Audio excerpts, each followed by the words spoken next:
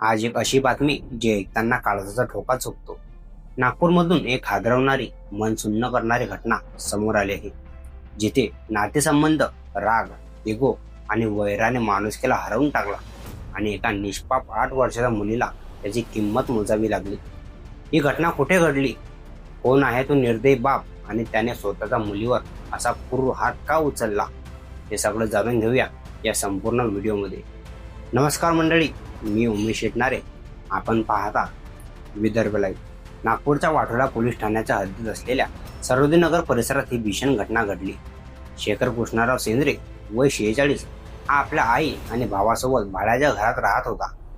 पत्नी शुभांगीसोबत त्याचे मागील काही महिन्यांपासून वाद सुरू होते.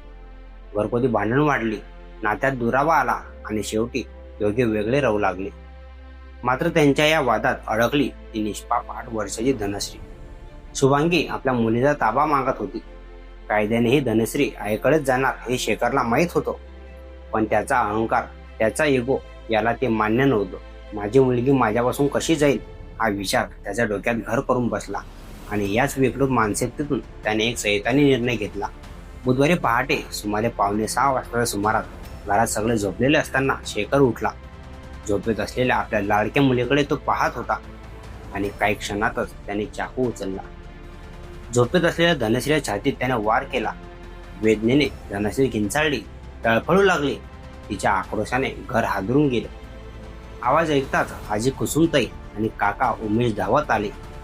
समोरचं दृश्य पाहून त्यांच्या अंगाचा थरकाप उडाला. रक्ताने माखलेली धनश्री आणि समोर उभा असलेला तिचाच बाप, हातात चाकू.